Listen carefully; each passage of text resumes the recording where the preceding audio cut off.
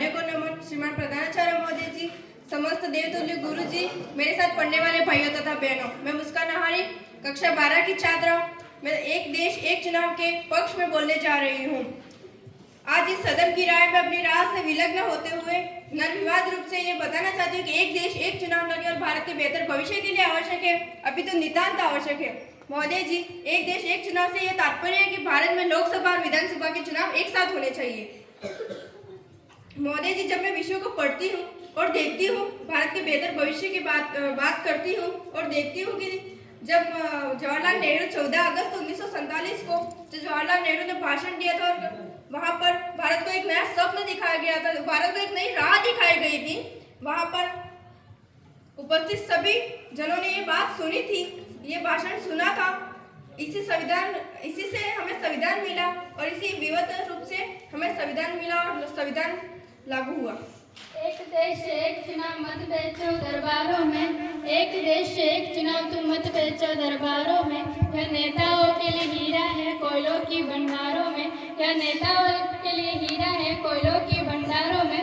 सरकार की जवाबदेहिता खत्म हो जाएगी, सरकार की जवाबदेहिता खत्म हो जाएगी इन्हें एक चुनावी पुकारों में, इन्हें एक चुनावी पुकारों में। सर्वप्रथम शारदे को नमन।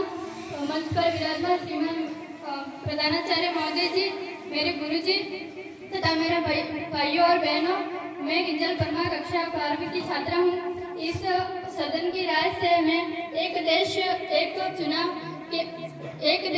चुनाव से असहमत होते हुए अपने राय विपक्ष में प्रस्तुत करने जा रही हूँ। किनारों पर बैठने वाले किनारों पर लहरें गिनने वाले समुद्र का सफर कहाँ तय कर पाते हैं? किनारों पर लहरें गिनने वाले समुद्र का सफर कहाँ तय कर पाते हैं? महज गरजने वाले बादल कहाँ धरती को तर कर पाते हैं? और बिना सोचे समझे विचारे विपक्ष में आ बैठे हैं, बिना सोचे समझे विचारे विपक्ष में आ बैठे हैं, बिना तर्क की बहस करते हैं। जनाब गजब करते हैं, जनाब गजब करते हैं। मेरे विपक्षी साथी अभी शांत रहे, मेरे अभी बोलने का बारी है, अभी बोलने बाकी है। मान्यवर, राजतंत्र में निर्णय लेना आसान होता है, लेकिन लोकतंत्र में बदलाव करना बहुत संवैधानिक तरीके से किया जाता है। मेरे विपक्षी साथी को इस बात का आकलन होगा कि असंवैधानिक और संवैधानिक में परिवर्तन करना आसान नहीं होता। चरागों को उछाला जा रहा है, चरागों को उछाला जा रहा है, हवा पर रोक डाला जा रहा है।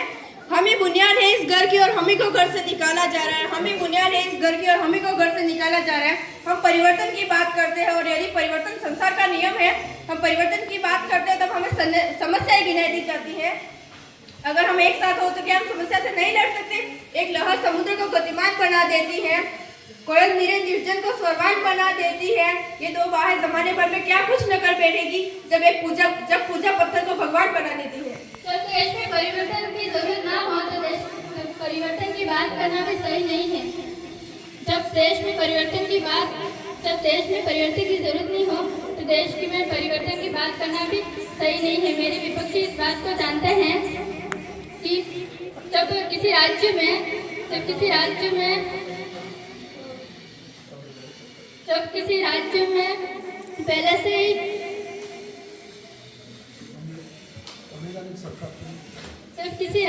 पहले से ही किसी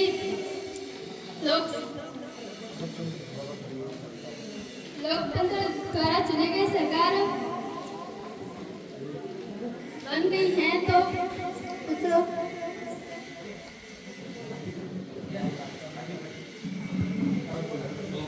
हम लोकतंत्र की बात करते हैं, हम लोकतांत्रिक बनते हैं, हम लोकतांत्रिक होने का चुनाव करते हैं, हम चुनाव करते हैं, हम चुनाव करने का चुनाव करते हैं, हम चुनाव कराने का चुनाव करते हैं। इस सदन को गुमराह करने की कोशिश की जा रही है।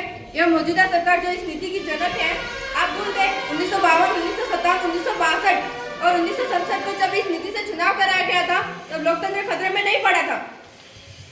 मुझे खेद के साथ कहना पड़ रहा है, मगर हमारे देश में जब सरपंचों के चुनाव होते हैं तो मतदाताओं का शराब और पैसों से तोड़ लिया जाता है।